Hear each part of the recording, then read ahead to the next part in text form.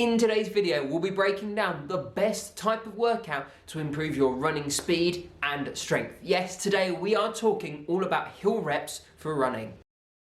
Hello and welcome back to the channel. I'm Josh, a medical student and triathlete based here in London. On this channel, we took all things triathlon, whether those be vlogs or training tips videos like today. So if any of that sounds interesting, please consider hitting that subscribe button down below. As I said in today's video, we'll be going in depth on running hill workouts. We'll be talking about what they are, why they work, and how you can do them to get the most out of them.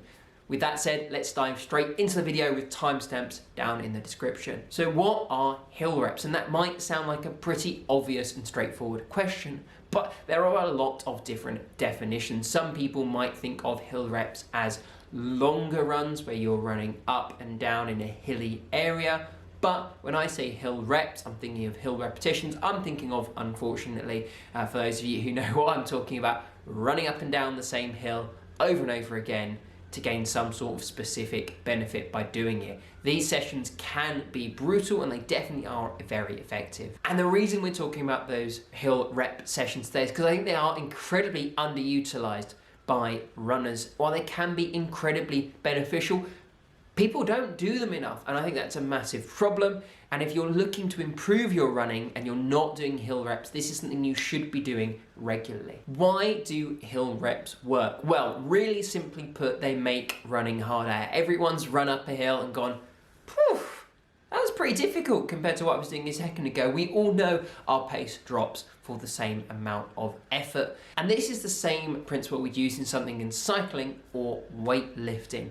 When we want to work out in those sports and improve our fitness, we add resistance or increased effort for the same amount of movement. Think about when you're going to the gym. To get stronger, you don't just lift the same weight more and more. You lift heavier weights, you add resistance. And it's the same with cycling. You don't add more and more intervals up to a point. You make the intervals harder. You increase the watts, the power, the effort. You make the resistance higher. And this is kind of difficult and weird to do in running, and we all seem pretty afraid of it as far as runners go. But the best and simplest way to do that is to run up hills. Hard running on the track, in tempo runs, threshold intervals, all of that definitely makes running harder. You're running faster, but by pushing yourself at a high-paced interval up a hill is even better because you're adding both pace intensity and you're working against gravity, not just against forward motion. It's the same thing in cycling. Again, when we go up a hill fighting against gravity, we know how much harder it makes life, and that's the same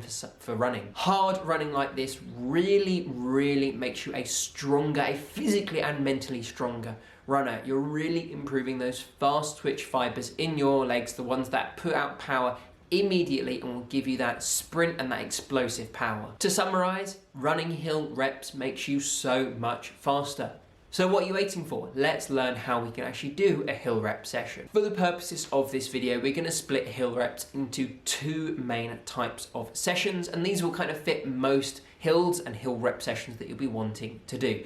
First off, we're going to talk about long hill reps, and then we're going to talk about short hill reps. Pretty simple, depends on the type of hill you got, so let's tackle long hill reps first. So long hill reps are going to be some of the toughest sessions you can do. They really will test you both physically and mentally. This session really works on those fast twitch fibers, but also some intermediate fibers, because we're going to be working slightly longer than you would in a traditional sprint. So picking a hill for this rep is incredibly important. You want somewhere between 5 and 7% and between 200 to 400 meters long. The longer it is, the slightly shallower you would want it, and the steeper, the slightly shorter you would want it. But don't go too short and don't go too steep. Save those ones for the shorter hill reps, which we'll talk about next. I would recommend starting off with shorter intervals for these sessions, as they're going to be really tough. So if you're a newer runner, start around 30 seconds. If you're more experienced, start around 45, and then slowly increase the duration each time up to maybe 60 seconds and wait there for a while if you're a newer runner, or if you are quite experienced and you really want to push yourself, intervals of around 90 seconds will be really hard, but really beneficial. I'd recommend doing between 4 and 8 of these reps, depending on your experience and your feeling on each day. If you feel the pace start to drop, or you're really struggling, you don't think you can complete them, Stop, because they're going to take so much out of you. Don't push yourself beyond that point where you won't be able to recover very well for your next run. As for recovery on these ones, because you need to get back down the hill, you can't just keep running up,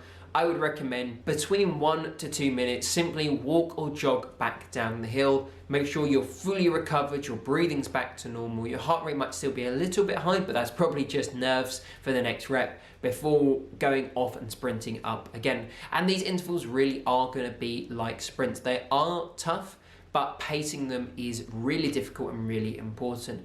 The way I like to think about pacing them to complete my workout is that I want to have been able to have run 1 or 2 more than I actually did. Keeping a little bit in the tank like that will make sure that you have freshness for your next session while still putting in a really good effort in the session you're doing. That's it for longer hill reps. Now let's go on to shorter hill reps. And these ones are probably more common for runners, but both are incredibly beneficial. The short ones feel significantly harder for the majority of it because we're running faster up a steeper hill. However, they will be over faster, so at least we can all keep that in mind. Again, picking a hill is important. We want something steeper than our longer hill reps. So maybe between 6 and 9% gradient would be really good. And we want something shorter, around 100 meters, 150 meters, because we're not going to be running these for very long. And all of these reps can be really short. I would start with sprints of around 20 seconds and then slowly work up in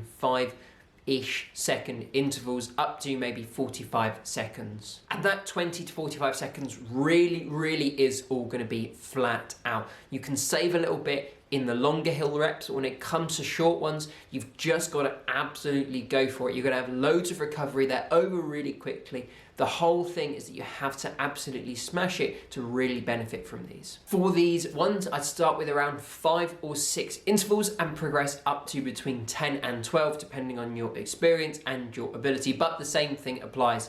When you feel that pace start to drop and you're not hitting a consistent time anymore, just stop, because failing them takes almost as much effort out of you as doing them properly, and it won't be worth it for the same benefit. And again, take about 2 minutes rest. Walk back down because you're not going very far, and you really want to be fully recovered for these ones so you can punch it immediately off the start line and do that whole 100, 150 meters really fast the whole time. So there's 2 hill rep workouts for you, and now you understand why they're beneficial and how you can do them. So that is the hill reps masterclass over with. Thank you all so much for watching. If you have enjoyed this, please consider hitting that like button and subscribing to the channel for more triathlon and running related content. On screen now is whatever video YouTube thinks you'll like the most, and that button to subscribe, or down below. It really helps out the channel. Thank you so much, and I will see you all in the next video.